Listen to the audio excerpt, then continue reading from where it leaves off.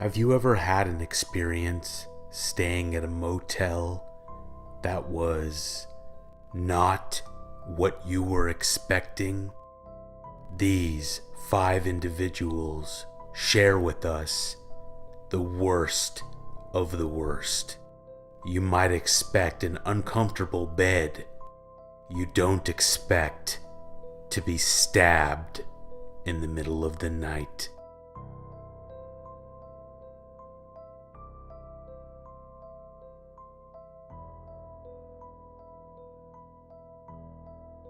Working at a motel in rural Arizona for 6 months, I was working the front desk one night when this guy comes in.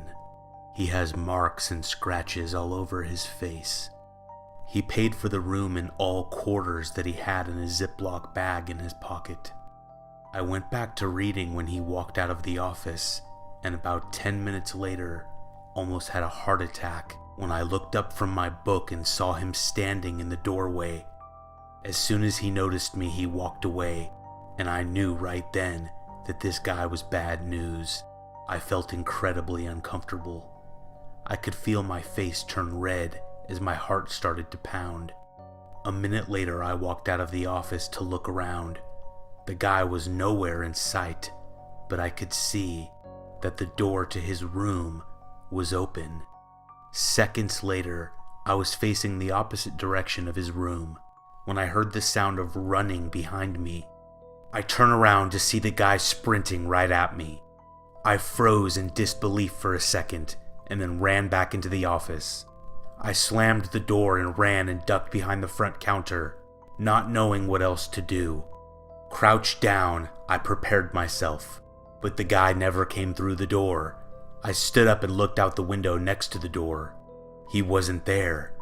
This all happened in the span of seconds, and I was honestly terrified. Shaking, I picked up the phone and called the police. They didn't take me very serious, but said they would be there shortly. For some reason I don't know, I called the guy's room. Did he answer? No. A woman answered. A woman laughing. The police arrived and searched the now vacant room. Never found the guy or a woman, but they did find a box full of brand new, unopened cleaning supplies.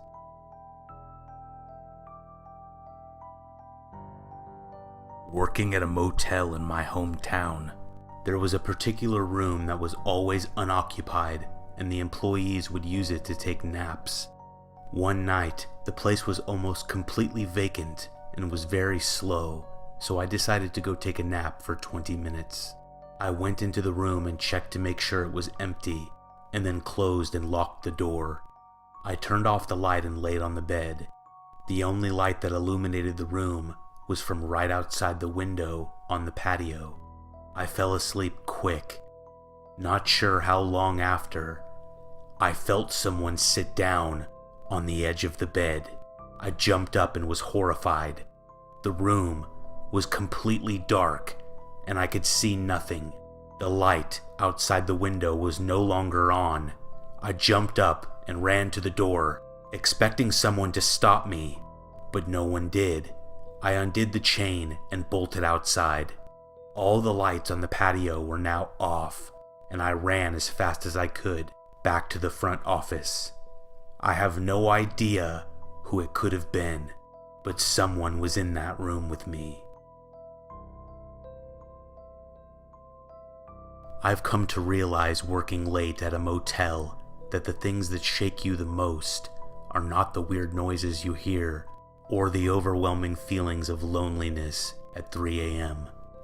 The stuff that really gets to you simply being things that your guests do.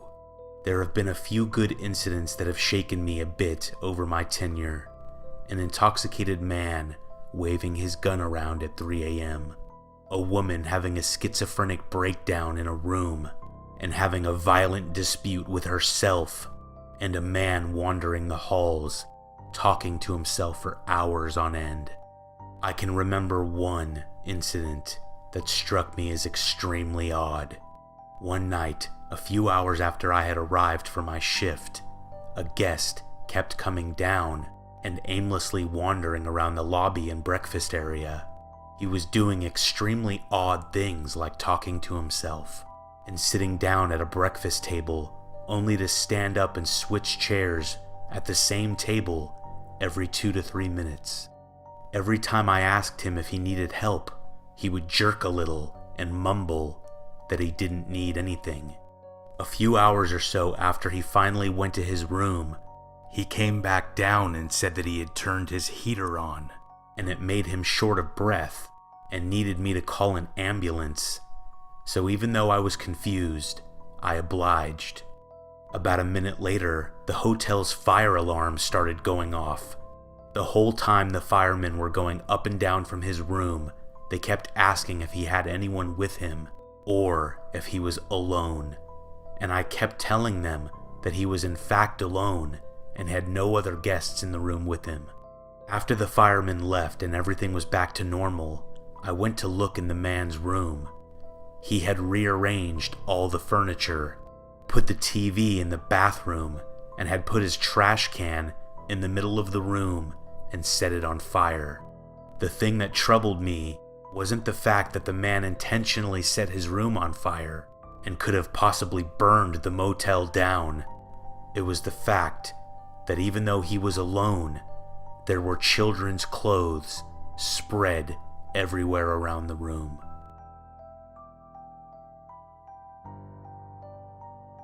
A few years ago, I was driving from Texas to Louisiana to help my dad move when I stopped at this tiny, crappy motel right off the highway.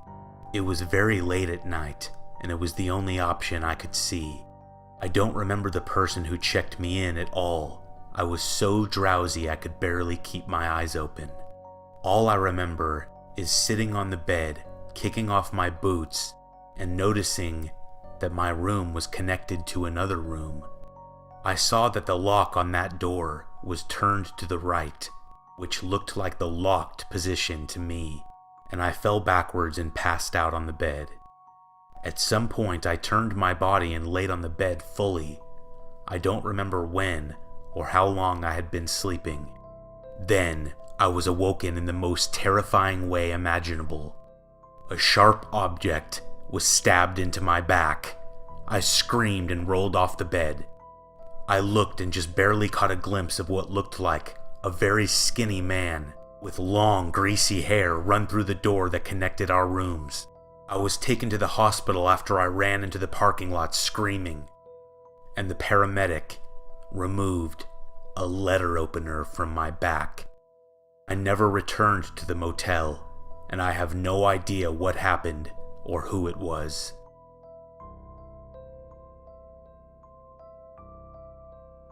I worked at a motel many years ago when I was 18. I was working the lobby one night, checking in guests, and this woman comes in by herself. She was wearing a big smile and was very polite. She was wearing a nice dress, and her hair was all done up like she had just come from a wedding. I remember these details very vividly because the motel was not in a particularly nice part of town. Hookers and drug addicts came in regularly. This lady was very nice and very out of place, but at the same time, she creeped me out. Her attitude was so over-the-top friendly and happy, it seemed fake or exaggerated. A couple times as she was talking to me, her smile completely disappeared and then came back a second later. She paid for the room and I gave her the key. About 2 hours after I had checked her in, she called the front desk. My manager answered and the lady asked to speak with me. When I picked up the phone, she made this extremely loud noise and then hung up.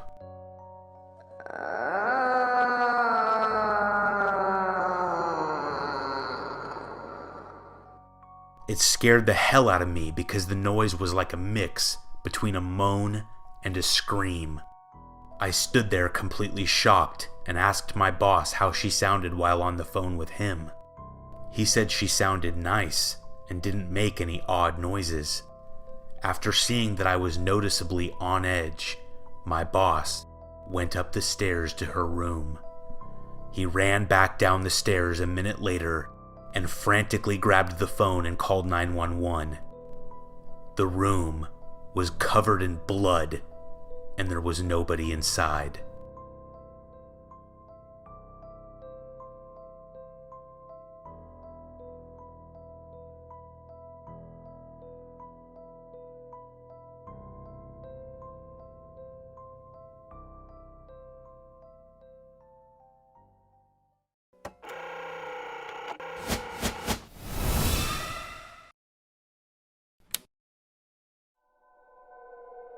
I began babysitting at 13 years old to earn extra money to spend on horribly embarrassing things like Fall Out Boy CDs and the like. I would almost always work for my dad's clients. He was a lawyer, and I'd get referred by word of mouth. I was babysitting for this one family who had a little girl who was 9 years old and a little boy who was 7. The parents seemed pretty okay, if a tad bit crotchety, giving me a full schedule to follow and jokingly threatening to beat any boy who might mysteriously show up after they left. Honestly, it kind of felt a bit cruel for them to tease me about this, given I basically knew I looked like an overgrown baby with frizzy hair at that age. Almost immediately after the parents had left, the little girl started singing in this creepy, high-pitched voice, "We're all alone now." Rightio. Cue the Shining soundtrack. "I know," the little boy chimed in. "Let's play rape." Looking back now, I know the kid probably just heard the term on TV and knew the word was shocking. Said it just for a reaction, I suppose. At the time, though, it really startled me. I got all wide-eyed and tried to change the subject quickly. These kids were absolute hell for the next hour. They got real angry because I wouldn't let them watch South Park on TV. Didn't exactly seem like the thing their parents would allow their precious 7- and 9-year-old to watch in the living room. As soon as I said no, the little girl said casually, "Oh, that's fine, we'll just go play PlayStation in the living room. Feel free to stay by yourself out here." Well, I knew exactly where that was headed. I said they could watch anything else they wanted while I made them dinner. The parents had left instructions to make them sandwiches or something. I could handle that much at least. Before I'd even gotten out the bread though, I heard a massive crash. It seemed the little girl had broken a glass, whether in anger or on accident, I didn't really know. I was pissed and tutting along, but ultimately there was no way to punish her for something I hadn't actually seen. I cleaned it up while these two watched me with these weird eyes. Dumping the broken glass in the trash, I went back to making the food. I'm a vegetarian myself, so while the kids had chicken for theirs, I made a simple salad one for myself. Just as I was finishing up, the little boy screamed out in what sounded like a pantomime of pain. Nonetheless, I ran over to the couch in the living room to check on him. "My ankle!" he howled, dramatically flopping back onto the couch. While I tried to figure out just how he'd hurt his ankle, the little girl quietly slipped out of the room. I was aware of her walking around, but I didn't really pay it much mind. Instead, I was focused on this little boy, pretending to be in pain. He just kept on repeating, "I went to stand, but it hurt so much, I don't know what happened," over and over. I saw his eye suddenly flick to just behind me, where I could see the little girl now standing, with a very disturbing smile on her face. He was miraculously healed now. Yeah, praise the Lord, I suppose. At this point, I was simply thinking these kids were a bit weird.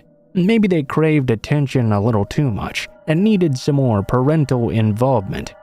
I was only 13. That wasn't my job. It was only $60 and 4 hours away. I set out the sandwiches for the two of them to eat at the dining table. I went to get us some soda and returned to have my own meal. After pouring soda for the both of them, I realized they hadn't eaten anything yet. I asked them what they were waiting for. They both gave me this very unnerving smile and said, "For you to take a bite of yours." I'm so glad I had a gut feeling to open the top part of my bread for my sandwich. When I did, I saw a shard of glass, broken glass, the same glass that I just put in the trash from that girl's tantrum. I stared in horror at these two little kids staring at me with menacing grins. I lost it. Are you serious? At the very least, you could have really injured my mouth. What's wrong with you two? Instead of crying or apologizing or pretending to be ashamed or confused, these two little fuckers began to laugh, and not like a little kid laugh either. It was really low and kind of menacing, not a free laugh that kids would do. It was like they were threatening me. I'll never forget it. My immediate reaction was, these kids are way too young to be acting like this. I called my older sister and told her what happened. She came over and took over for me. We left the house with chills after the parents arrived, and I never babysat for those two ever again. What I just can't get past is the level of premeditation that went into sprinkling that broken glass into my sandwich, and the totally remorseless way they responded to me getting upset. All I can say is they were totally unlike any two kids I've ever met before.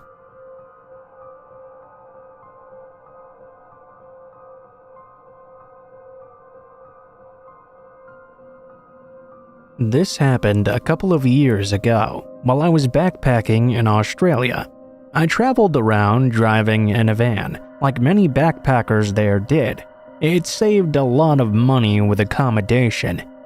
Usually, I'd just sleep in rest areas, gas stations, or really wherever I could find to park. This one particular night, I'd been driving for a fair few hours and started to feel quite sleepy. I decided to stop at the next rest area, which happened to be right in the middle of nowhere. Parking in that location during the daytime could have been a great idea, but at night, it seemed like the ideal horror movie situation. There were no other cars parked there. I know I should have gone along and parked where there were more people around, but I was really drowsy already.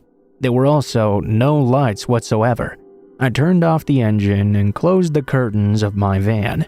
It was not long before dawn when I began to hear some heavy knocking on the side of my van. "Hey, open up, it's the police!" Nothing wakes you up faster than that.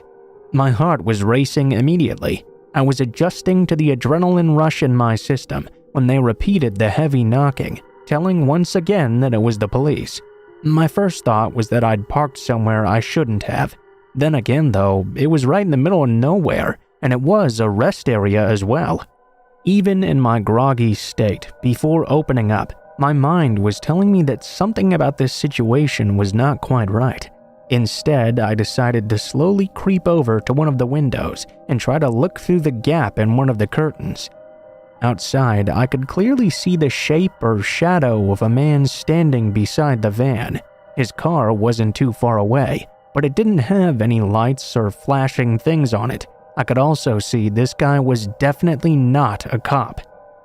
Bringing up whatever courage I had left in the moment, I shouted, "Get the fuck away! I have a gun and I'm calling the real cops on the radio." I didn't have a radio or a gun, but that did seem to faze the man. I saw him sprint back to his car, and to add to the creepiness, someone else came out of the bushes nearby and also jumped right in. They left, and only a few minutes after, I turned on my van and drove the opposite direction they'd gone. Safe to say I never slept in another rest area that didn't have at least a couple of other cars parked around. I don't know what those guys wanted, but with Australia's history of backpacker serial killers, I'm very happy just to be here today.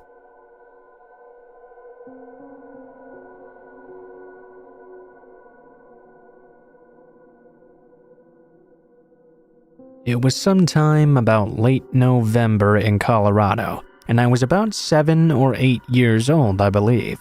My father had gotten the idea of taking us all for a weekend to a cabin that he was going to rent. My mother thought it was a great idea for me, my sister, my father, and her to bond together, so that's exactly what happened. We rented out a cabin for a few days. We took off school on Friday to get a head start on getting there, which I really had no issue with. When we got there, it was sure as hell cold. Well, it was almost December, I guess, so it made sense that it was quite chilly. Anyway, we got all set up and decided where we'd all sleep. We ate dinner together, and then we got all set up for bed and were thinking about what we'd do tomorrow. We'd gotten there kind of late, so we couldn't really accomplish much on our first day. That night, though, I began to hear what sounded like noises outside.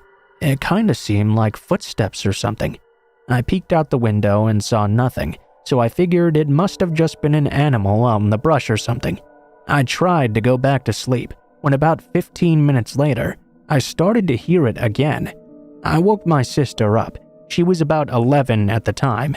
She was hearing it too. We both walked over to the window and saw something out there. We couldn't quite make out what it was though. We decided it would be best if it did not see us though, so we went back to sleep and hid. I had a very hard time getting to sleep that night, needless to say, and so did my sister as well. We did though, and when we eventually woke up, my mother was inside making breakfast like normal, and my father was outside. I asked my mom if we could go outside with my dad. She told me sure, while my sister stayed inside and waited for my mother to finish breakfast. When I walked outside, I noticed my father was talking to some man, a short, chubby man. He had a shaved head and was wearing a veteran's cap. He looked really nervous too for some reason. He was sweating quite a bit even though it was freezing outside. I walked over to him and my father. My father looked over at me and said, "Oh, this is my son." He told him my name. The man stared at me. "Oh, nice to meet you, kid. My name's Patrick." He smiled and looked over to me. I smiled and greeted him back. It may have been rude, but I didn't really understand at the time because I was just a kid. I kinda called him out. "You look kinda scared there, guy. Are you alright?" He coughed and replied, "Yeah, I'm fine, just went through a bit of shell shock. I'm a veteran, you see." He seemed to go back to normal right after. My father seemed to really take a liking to this guy, and because of that, I liked him too at first. He told my father he had rented a cabin with his family, and they were really close to us. He decided to introduce himself. My father invited him inside for breakfast, and he stayed. It all went fairly normally. I went outside to play after that with my father and Patrick. While outside though, I'd fallen and scraped my knee and started crying. My father was inside for the moment, a bad time for him to be stuck there. My mother was calling for him and he ran inside, you see, so that left me out there alone with Patrick. As soon as I fell down, he rushed over to me and told me to come with him to his cabin because he had some band-aids that could heal me right up. I agreed and went with him. I was not a very smart kid. As we walked along, we talked about what I liked doing. I told him about video games I played and things I read. And then things started to get really weird. He asked me what my shoe size was, how old I am. I didn't know off the top of my head, but I did tell him my age. He kind of chuckled and said something along the lines of, "Perfect, good to know."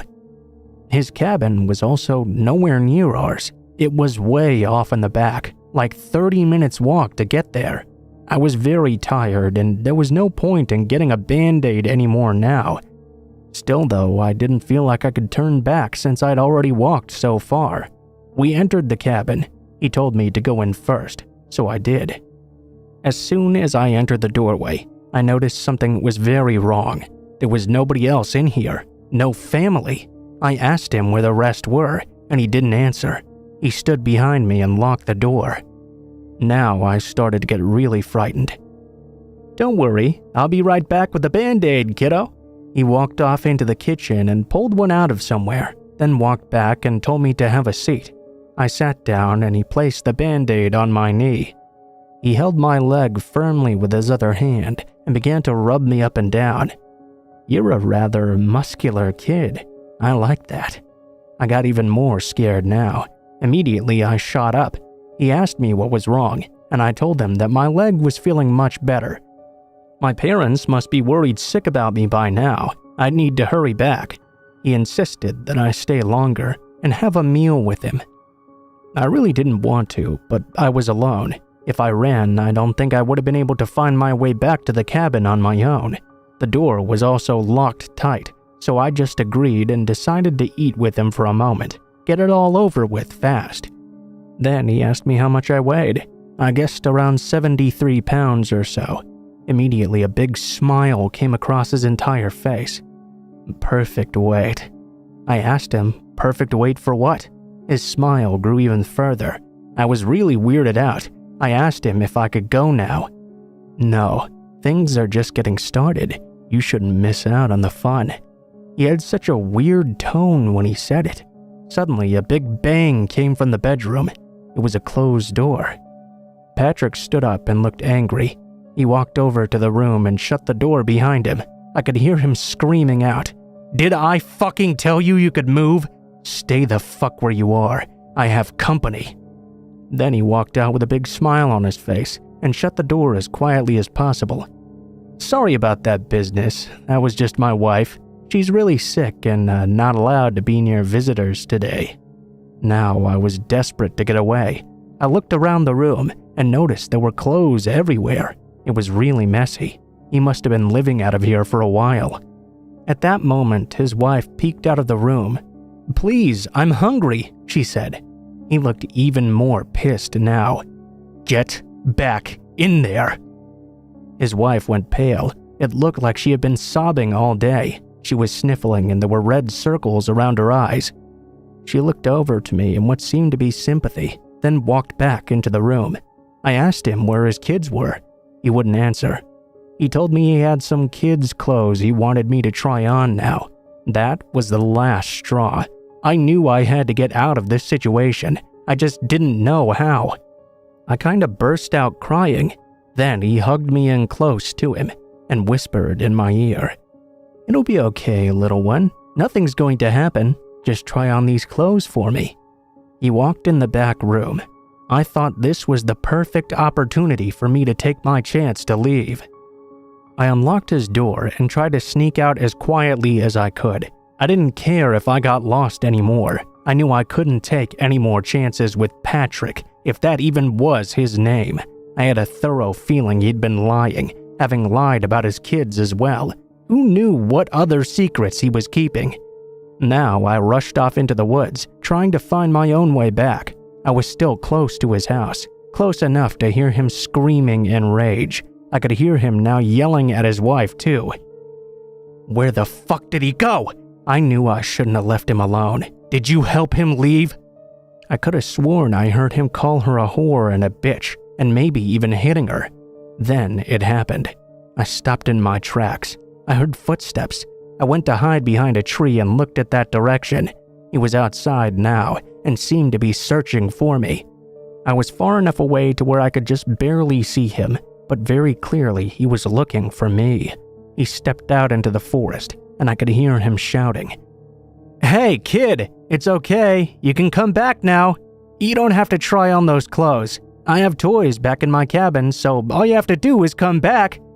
I ran as fast as I could in a straight line, hoping to find anybody from my family. I was running away. I thought I could hear shouting behind me, but I didn't stop to listen. After about a half hour of running, I saw a cabin. My cabin. I ran straight to it. My father was outside searching, looking for me. I ran right up to him and sobbed, telling him Patrick was not a good guy. He was really weird, touching my legs and other things. My father immediately called the person he'd rented the cabin from, who told him that nobody had rented that particular cabin. My father looked at me and told me to never follow another stranger ever again. We left immediately that day and asked for a refund the next day. The guy renting them out apologized. The man having the cabin rentals called the police. The police went back there and checked the cabin. There was nobody there, not even the man's wife. His clothes and all his belongings were still there. At least that's what they told us. Nothing really happened after that. They asked some questions and left, and never called us back, nor told us anything about him ever again. Patrick most likely was not even his real name. He probably wasn't even a veteran. I just want to know what happened to him and his wife. How'd he even get a wife in the first place? And why did they live in that old cabin? He seemed to have been living there for a while.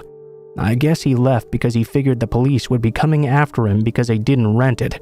So many questions that will never get answered. I'm just glad it's all over now.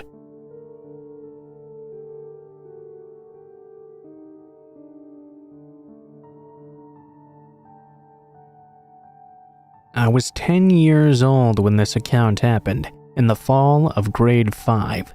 My mother, sister, and I were visiting my aunt and uncle and their 2 sons in Kansas while on break from school. My family is from Gyeongju, South Korea, but my father is African American. We grew up with both cultures because of this and spoke English fluently. It wasn't so hard traveling and interacting with others. My aunt is a devoted Christian and really loved bringing us to church with her and a family friend named Sandra. Now, I'm not against going to church. I don't believe in a set God. I do, however, believe in a higher power and spent a good portion of my time at the Buddhist temple, where my material grandfather is one of the head monks and a tomb keeper. Despite being more spiritually inclined, I would get up early and put on my Sunday best, then stumble out the door jet-lagged to make it to service on time. The services always started normally. Greet thy neighbors, welcome the guest, singing, and eventually the preacher would come out and read through some scripture. There were times prayers for those in the community would happen, or people coming forward to be saved in the form of baptism. My family normally sat in what my aunt called the best pew in the house. We didn't sit there alone, though. There was a man that sat between our family and another family of 3. This man between our families was a killer in the pews. Now, I know what you must be thinking. How do I know he was a killer? Well, hold on, and I'll tell you what I know. The man that sat on the other side of my mother and next to Mr. Hopper was considered an outstanding member of the community. He was active in the church, and his kids were even nice and used to babysit around the community. All in all, he just seemed like the typical American family man. He was quite odd, though. Something about his mannerisms always threw my family for a loop. This man used to lean over toward my mother to the point his head was almost on her shoulder, then take a deep inhale. My mother would always lean away towards me, almost crushing me, and promptly ask the man, "Can I help you with something?" He'd just smile, laugh a bit, and shake his head, then mutter an apology for making us uncomfortable. You smell familiar. It makes me remember something, triggers a deep memory for me. My mom laughed it off rather uncomfortably and stated it was Sea Island Cotton from Bath & Body Works. This had been my mom's favorite scent ever since I can remember. It was kind of like her signature. If you ever smelled it, you would just know how fresh and clean the perfume is. Maybe he was drawn in subconsciously, like a moth to a flame or something. As time progressed, though, and service after service passed by, he continued these weird sniffing ministrations. Eventually, my mom had had enough. This man was creepy and would not take the hint to back off. We jumped ship and moved pews the next service to an area more towards the back. That should have been the end of it, but it was not. The man must have thought we had a man overboard or something, because he jumped ship and maneuvered right through everyone else to sit right next to us. This cycle continued until we boarded our plane to go home. The story doesn't end there, though. Remember I mentioned the family friend Sandra? Well, Sandra was a dental hygienist in Kansas.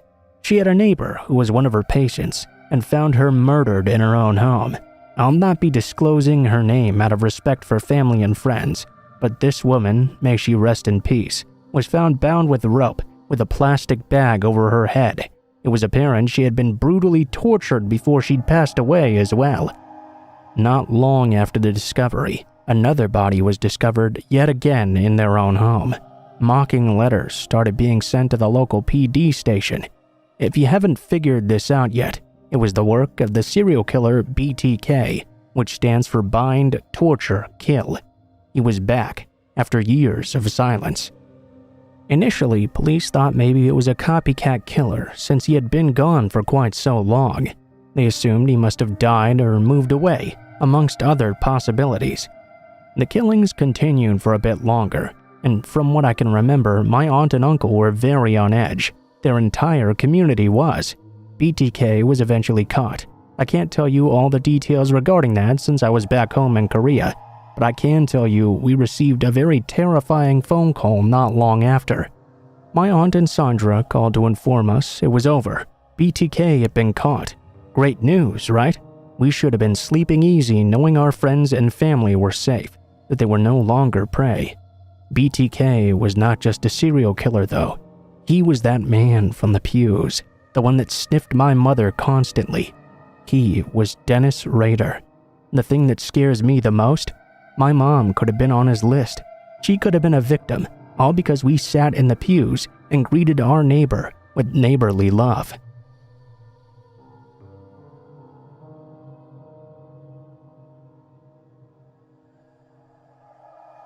So this is a story that happened to my mom's friend in Korea about 10 years ago. Every time I hear it, I still get the chills. My mom's friend lived in an apartment complex in Seoul.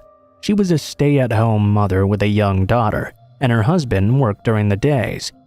One day, she was coming home from running errands with her daughter and got onto the elevator in her building.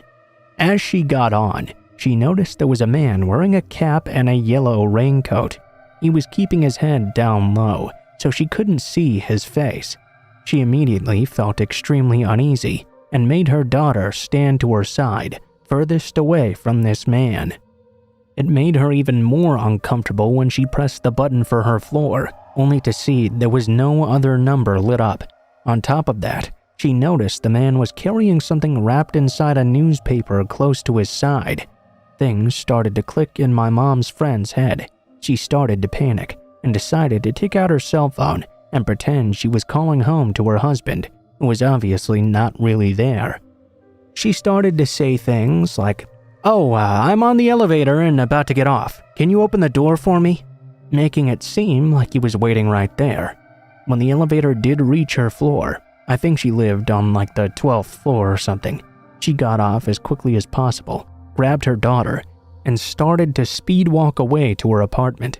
She noticed the man had followed her off and had quickly begun to follow her down the hallway as well. When my mom's friend got to her door, she started to bang on it and shout, "I'm home, please open the door now." She pretended like he was coming to answer the door. Upon saying this, the man in the yellow raincoat started to walk away back toward the elevator, staring at her. When he seemed to be far away enough, my mom's friend quickly picked up her daughter and slid open her door's passcode thing. She started to frantically punch in her key code.